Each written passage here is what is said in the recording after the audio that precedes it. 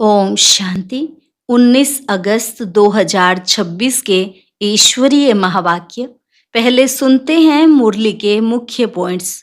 बाबा ने कहा, जितना पुरुषार्थ करेंगे कराएंगे उतना ऊंच पद पाएंगे। तुम्हें गृहस्थ व्यवहार में रहते दोनों तरफ तोड़ निभाना है। अच्छी रीति पढ़ना है और पवित्र भी रहना है। बेहद का बाप आए ही हैं सबको पावन बनाने। तुम अभी संगम पर हो, अब फिर से उस पतित दुनिया में नहीं जाना। फिर बाबा ने कहा, तुम बच्चों को बहुत खुशी होनी चाहिए कि हमारी नई दुनिया में घी की नदियां बहेंगी और यहाँ तो घासलेट भी नहीं मिलता। जो देवी देवता धर्म वाली आत्माएं होंगी वही आकर ब्राह्मण बनेंगी। ब्रह्मा कुमार कुमारी बनने बगैर बाप से स्वर्ग का वर्षा मिल नहीं सकता। लास्ट में बाबा ने कहा, 1 घंटा रोज यह पढ़ाई जरूर पढ़ो और साथ ही अपने को आत्मा समझ बाप को याद करो। देही अभिमानी हो रहेंगे तो बाप की याद रहेगी। शरीर को याद करेंगे तो लौकिक संबंधियों की याद आएगी। और अब सुनते हैं महावाक्यों को विस्तार से। मुरली का सार। मीठे बच्चे, तुम्हें अभी रूहानी कारोबार करनी है। रूह समझकर हर कर्म करने से आत्मा निर्विकारी बनती जाती है। प्रश्न, स्वर्ग का वर्षा लेने और स्वर्ग में ऊंच पद पाने का आधार क्या है? उत्तर, ब्रह्मा कुमार कुमारी बने तो स्वर्ग का वर्षा मिल जाएगा, परंतु ऊंच पद का आधार है पढ़ाई। अगर बाप का बनकर अच्छी रीति पढ़ाई पढ़ते रहें, पूरा पवित्र बने तो राजाई पद मिलता है। कोई पूरा पढ़ते नहीं, कर्म बंधन है, पूरा पवित्र नहीं बने और शरीर छूट गया तो प्रजा में भी साधारण पद पा लेंगे। ओम शांति। रूहानी बच्चों को रूहानी बाप समझा रहे हैं। यहाँ रूहानी कारोबार है, बाकी सारी दुनिया में जिस्मानी कारोबार है। वास्तव में कारोबार चलती है रूहों की। आत्मा ही इस शरीर द्वारा पढ़ती है, चलती है, विकर्म करती है। इसलिए पतित आत्मा पाप आत्मा कहा जाता है। आत्मा ही सब कुछ करती है। इस समय सब मनुष्य देह अभिमानी है। मैं आत्मा हूं समझने बदले समझते हैं मैं फलाना हूं, यह व्यापार करता हूं, यह फलाने कामी क्रोधी हैं, शरीर का ही नाम लेते हैं। इसको कहा जाता है देह अभिमानी दुनिया, उतरती कला की दुनिया। सतयुग में ऐसे नहीं होता, वहां देही अभिमानी होते हैं। तुमको देही अभिमानी बनाया जाता है। अपने को आत्मा निश्चय करो। मैं आत्मा यह शरीर रूपी चोला धारण कर पार्ट बजाती हूँ। वह एक्टर्स भी भिन्न भिन्न कपड़ा बदली कर पार्ट बजाते हैं। बाप कहते हैं, तुम आत्माएं पहले शांति धाम में थी, तुम्हारा घर है शांति धाम। जैसे वह हद का नाटक होता है, यह फिर है बेहद का नाटक। सभी आत्माएं परम धाम से आकर शरीर धारण कर पार्ट बजाती हैं। आत्माओं का असुल घर है परम धाम। उन एक्टर्स का तो घर यहाँ ही होता है, सिर्फ ड्रेस बदली कर आकर पार्ट बजाते हैं। तो बाप बैठ समझाते हैं, तुम आत्माएं हो। बाप तो बच्चे बच्चे ही कहेंगे, सन्यासी बच्चे बच्चे नहीं कहेंगे। बाप कहते हैं, मैं पतित पावन तुम सभी आत्माओं का बाप हूं, जिसको तुम गॉड फादर कहते हो। गॉड फादर तो निराकार है। ब्रह्मा विष्णु शंकर को भी गॉड फादर नहीं कहेंगे, उनमें भी आत्मा है, परंतु उनको कहते हैं ब्रह्मा देवता नमः, विष्णु देवता नमः। देवताएं क्या करते हैं यह किसको पता नहीं है। बाप ही आकर समझाते हैं, तुम कैसे ड्रामा प्लान अनुसार पार्ट बजाते हो।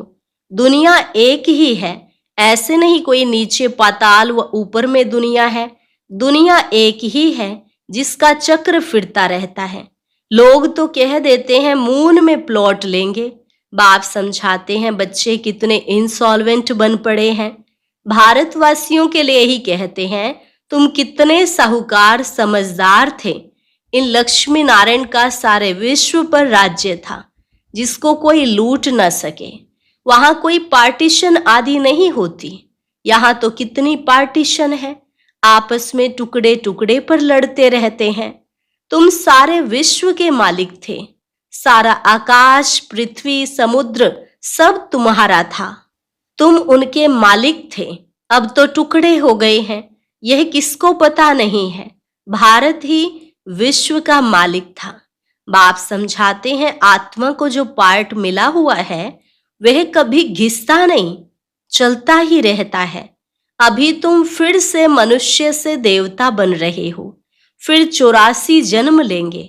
तुम्हारा पार्ट चलता ही रहता है, कभी बंद नहीं होता है। कोई मोक्ष आदि पाते नहीं। जितने अनेक गुरु, अनेक शास्त्र, उतनी अनेक मतें होती हैं। मनुष्यों में कितनी अशांति है। जहां भी जाओ कहेंगे मन की शांति कैसे मिले। यह देह अभिमान में आकर कहते हैं। बाप समझाते हैं, मन और बुद्धि यह है आत्मा के ऑर्गन्स, बाकी यह सब शरीर की इंद्रियां हैं। आत्मा कहती है, मेरे मन को शांति कैसे मिले। वास्तव में ये कहना गलत है। तुम आत्मा हो, तुम्हारा स्वधर्म ही शांत है। तुम ऐसे कहो, मुझ आत्मा को शांति कैसे मिलेगी। इसमें कर्म तो करना ही है। यह बातें बाप ही बैठ समझाते हैं। दुनिया में यह ज्ञान किसको नहीं। वहां है भक्ति मार्ग, उनको ज्ञान का पता नहीं है। ज्ञान तो एक बाप ही देते हैं। बाप खुद कहते हैं, मैं कल्प के संगम युग पर आता हूं। कलयुग के अंत में सभी पतित हैं। यह है रावण राज्य।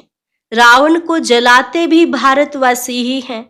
बाप पतित पावन का जन्म भी यहाँ है, तो रावण का जन्म भी यहाँ है। रावण जो सबको पतित बनाते हैं, इसलिए उनको जलाते हैं। यह बातें किसकी बुद्धि में नहीं है।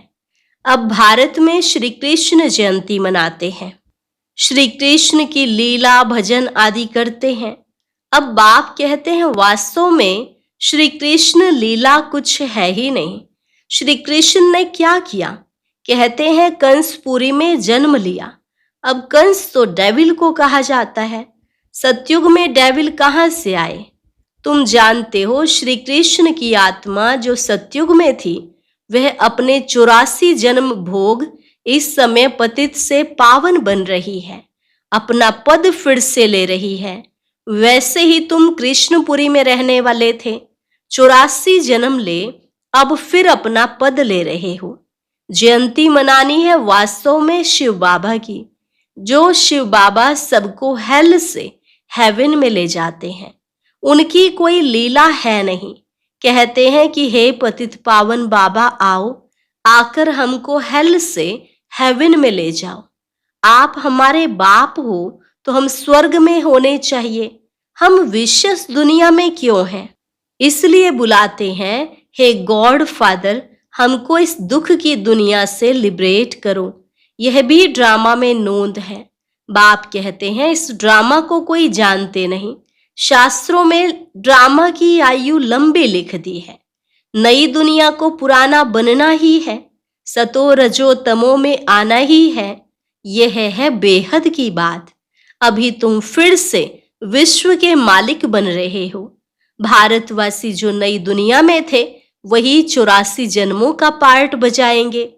अभी तुम पवित्र बनते हो, बाकी सब मनुष्य पतित हैं। तब तो पावन के आगे जाकर नमन करते हैं।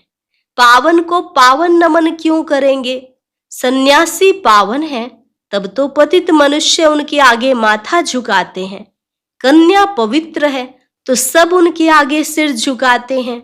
वही कन्या शादी कर ससुर घर जाएगी तो माथा टेकना पड़ता है। अभी बेहद का बाप आए हैं सबको पावन बनाने। वह सब हैं कलयुग में, तुम हो अभी संगम पर। अब तुमको पतित दुनिया में नहीं जाना है। यह है ही कल्याणकारी युग। बाप आकर सबका कल्याण करते हैं। तुम अभी श्री कृष्ण जयंती मनाएंगे। नहीं तो लोग समझेंगे यह तो नास्तिक हैं। नास्तिक वास्तव में उनको कहा जाता है जो अपने बाप को और रचना के आदि मध्य अंत को नहीं जानते हैं। इस समय सब निधन के ऑर्फन बन पड़े हैं। घर घर में झगड़ा है, एक दो को मारने में देरी नहीं करते हैं। इसलिए इसको नास्तिकों की दुनिया कहा जाता है। बाप को ना जानने वाले, तुम हो जानने वाले। अभी तुम समझते हो कि हम पत्थर बुद्धि थे, बाप हमको पारस बुद्धि बना रहे हैं और कोई तकलीफ की बात नहीं। बाप सिर्फ कहते हैं 1 घंटा पढ़ो, अपने को आत्मा समझ मुझ बाप को याद करो। शरीर को याद करेंगे तो लौकिक संबंधों की याद आएगी। देही अभिमानी रहेंगे तो मुझ बाप की याद रहेगी। यह तो है ही विषयस दुनिया। विषय सागर में गोते खाते रहते हैं। विष्णु को क्षीर सागर में दिखाते हैं। कहते हैं वहां घी की नदियां बहती हैं, यहाँ तो घासलेट भी नहीं मिलता। फर्क है ना? तो तुम बच्चों को कितनी खुशी होनी चाहिए।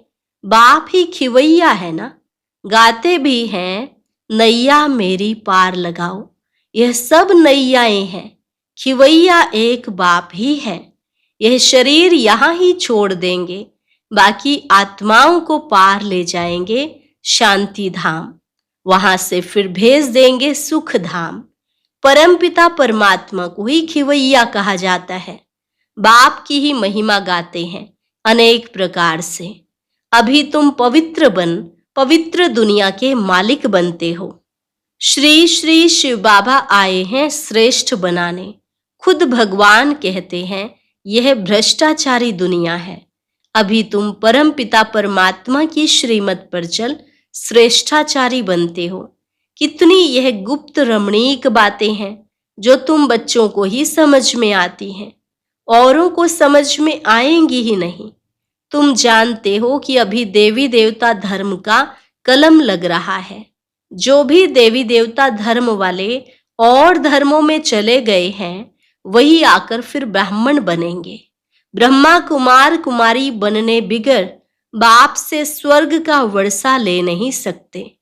अभी तुम ब्रह्मा कुमार कुमारियां स्वर्ग का वर्षा ले रहे हो। जितना पुरुषार्थ करेंगे कराएंगे उतना ऊंच पद पाएंगे। सब तो इतना नहीं कर सकते। पूरा नहीं पढ़ेंगे तो उसका नतीजा क्या होगा? अगर शरीर छूट जाए तो स्वर्ग में आ जाएंगे, परंतु प्रजा में बिल्कुल ही साधारण। अगर बाप का बनकर अच्छी रीति पढ़े तो राजाई पद पा सकते हैं। नहीं पढ़ते हैं तो समझेंगे उनकी तकदीर में नहीं है। पवित्र रहेंगे पढ़ेंगे तो ऊंच पद पाएंगे। अपवित्र होने से बाप को याद नहीं कर सकेंगे। ऐसे भी बहुत हैं। कर्म बंधन का हिसाब जब छूटे, गाड़ी के दोनों पहिया पवित्र होंगे तो ठीक चलेंगे। दोनों पवित्र रहेंगे तो ज्ञान चिता पर बैठ जाएंगे, नहीं तो खिटपिट होती है। कई बच्चे कहते हैं कि बाबा हम तो जानते हैं श्री कृष्ण सतयुग का पहला प्रिंस है, तो क्यों नहीं कुछ मनाए। अच्छा, हम श्री कृष्ण की आत्मा को बुला भी सकते हैं, आकर खेल पाल करेगी, रास करेगी और क्या करेगी। गोप गोपियां तो यहाँ ही होते हैं, वहां तो प्रिंस प्रिंसेस आपस में मिलते हैं तो रास करते हैं, सोने की मुरली बजाते हैं।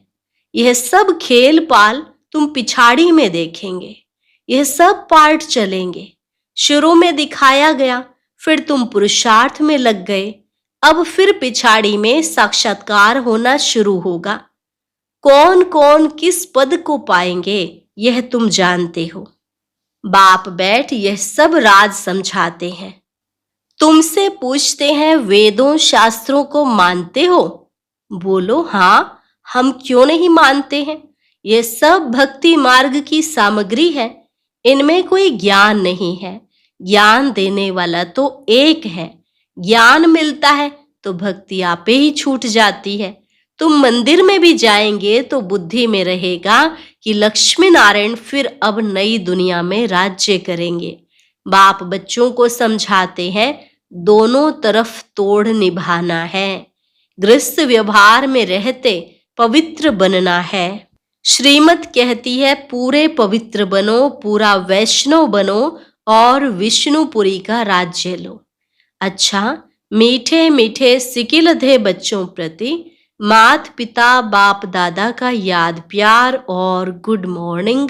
रूहानी बाप की रूहानी बच्चों को नमस्ते, रूहानी बच्चों की रूहानी बाप दादा को नमस्ते नमस्ते, गुड मॉर्निंग। शुक्रिया बाबा, शुक्रिया। धारणा के लिए मुख्य सार, योग द्वारा कर्म बंधन का हिसाब किताब चुकता कर पावन बनना है, ज्ञान चिता पर बैठना है, पूरा पूरा वैष्णव अर्थात पवित्र बनना है, अपने शांत स्वधर्म में स्थित रहना है, सबको शांति धाम की याद दिलानी है, कभी भी अशांत नहीं होना है। वरदान, आवाज से परे की स्थिति में स्थित हो, सर्व गुणों का अनुभव करने वाले मास्टर बीज रूप भव। आवाज से परे की स्थिति में स्थित हो, सर्व गुणों का अनुभव करने वाले मास्टर बीज रूप भव। जैसे बीज में सारा वृक्ष समाया हुआ होता है, वैसे ही आवाज से परे की स्थिति में संगम युग के सर्व विशेष गुण अनुभव में आते हैं। मास्टर बीज रूप बनना अर्थात सिर्फ शांति नहीं, लेकिन शांति के साथ ज्ञान, अतीन्द्रिय सुख, प्रेम, आनंद, शक्ति आदि आदि सर्व मुख्य गुणों का अनुभव करना। यह अनुभव सिर्फ स्वयं को नहीं होता, लेकिन अन्य आत्माएं भी उनके चेहरे से सर्व गुणों का अनुभव करती हैं। एक गुण में सर्व गुण समाये हुए रहते हैं। स्लोगन, अच्छाई धारण करो लेकिन अच्छाई में प्रभावित नहीं हो जाओ। अच्छाई धारण करो लेकिन अच्छाई में प्रभावित नहीं हो जाओ। अव्यक्त इशारे, अपवित्रता के बीज को भी समाप्त कर संपूर्ण स्वच्छ पवित्र बनो। पवित्रता आप ब्राह्मण आत्माओं का अनादि आदि संस्कार है। इस नेचुरल संस्कार से स्वप्न व संकल्प में भी अपवित्रता इमर्ज ना हो। संकल्प आवे और विजयी बनो, इनसे भी ऊपर नेचुरल संस्कार बना लो, तो इस सब्जेक्ट में पुरुषार्थ करने की आवश्यकता नहीं रहेगी। अच्छा, आज का अव्यक्त ज्ञान मोती सुनने के लिए ऊपर दिए गए बॉक्स पर क्लिक करें। अगर बॉक्स दिखाई नहीं दे रहा है तो ऊपर जो कॉर्नर में शो लिखा हुआ है उस पर क्लिक करें।